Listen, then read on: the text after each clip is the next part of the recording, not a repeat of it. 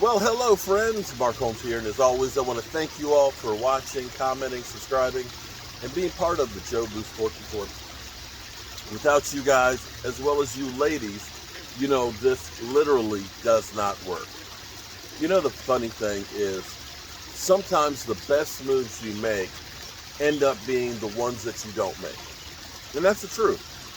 You see them all coming over here. They're like, okay, he's doing a video. We're going to get fed. But sometimes you get ideas and things that you want to do and you end up not doing them. And then you look back later on and think, wow, okay, I wish we had done that. Or man, it's a good thing we didn't do that. One of these things that I have to wonder about is Jamal Adams. Let's think about this for a second here. Jamal Adams is now not reporting to training camp, okay? They say it's for personal reasons and the team won't find him. But it seems like Seattle had said that getting him signed this offseason was a priority. And yet here we are, middle of June, and still nothing yet as far as signing of Jamal Adams. Now, Jamal Adams made it no secret that he was looking for a serious mega deal, that he wanted to be the highest paid Jet player on their team. And at that time, I believe C.J. Mosley was making $17 million a year for safety, he wanted to make that more than that as a safety. So of course we had the rumors of Jamal Adams wanting to play in Dallas because he's from Dallas.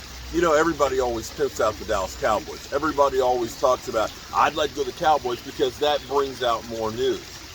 I'd like to know of any big name player, with the exception of Aaron Rodgers, that hasn't been rumored to go to the Dallas Cowboys, or that the Cowboys would have interest in it, or would love to play for the Dallas Cowboys.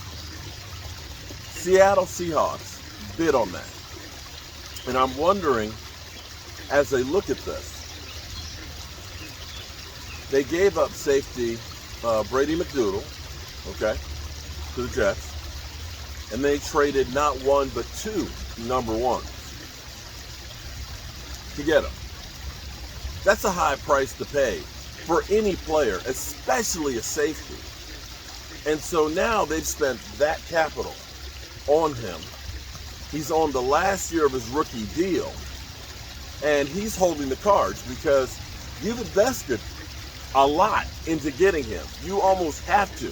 When we talk about Dak Prescott having leverage, Jamal Adams has a lot of leverage on the Seattle Seahawks. And I want you to think about this.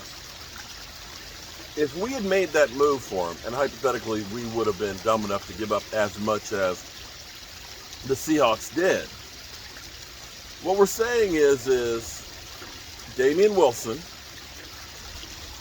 Micah Parsons, and then our next pick next year. Don't get it wrong. Jamal Adams is great. The guy had 9.5 sacks last year. He is a beast on the field. I will give you that. But I'm sorry. In my mind, that's way too much. And now, you're going to have to pay him a king's ransom.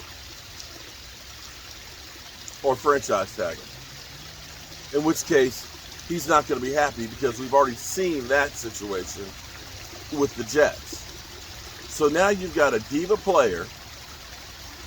You can't get the top talent that you want the next 2 years, or at least the next year. You use that number one pick on him. Not that I'm not saying that he's not worth a number one pick, but come on, it's too much.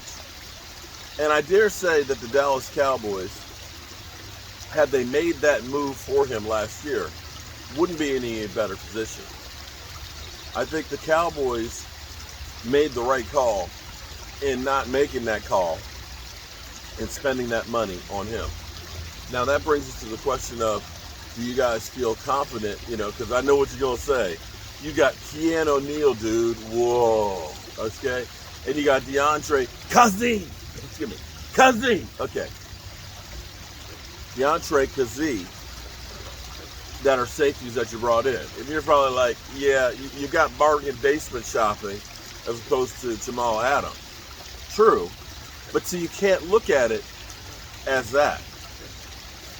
Because the way I look at it is, if he's going to get paid a contract that's going to make him happy, it's going to have to be about $18 million a year, right? So the way I look at it is this. You could have had Jamal Adams, right? Jamal Adams. Or you could have you have Micah Parsons. You had the money to sign Dak Prescott.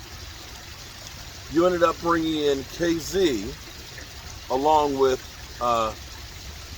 DeAndre, right? And you were able to sign all of those free agents because that money would have eaten up. That money would have eaten up the money you had to sign Dak and crew. So I'm sitting here saying, was Jamal Adams worth Micah Parsons, Demontre Kazee, getting Dak Prescott?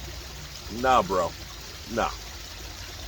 And that's where, if you are a team that thinks you're one player away from making it to the Super Bowl, you do that. But here's the thing that's crazy. Here's the thing that's crazy. They gave up all that. He ended up having 9.5 sacks, right? But their defense was still bad.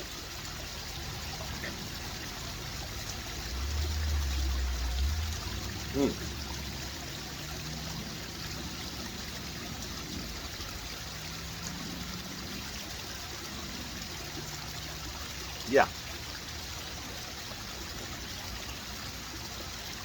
Yeah.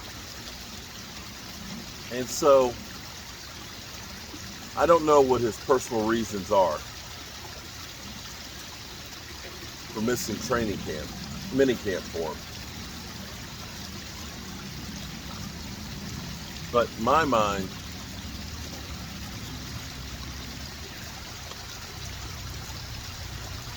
you're supposed to be there. And you only have a couple of days of that, and then you're off until training camp.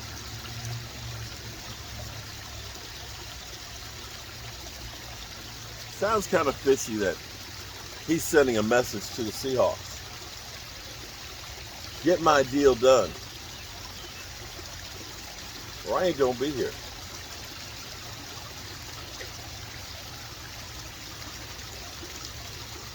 Yeah. The Cowboys made the right move, I think. I know the haters will say, you're crazy. He's one of the best ones out there. Yes, one. The problem is it's not about having the best one. It's about having the best team. And if he's not allowing you to have the best team because he's taking up all the resources, not a good move. But hell, what do I know? I'm a guy here with a bad knee, or 2 bad knees, out here, hoping that he's not going to be swimming with the fishies. Hope you guys are having a great day, and I will see you soon.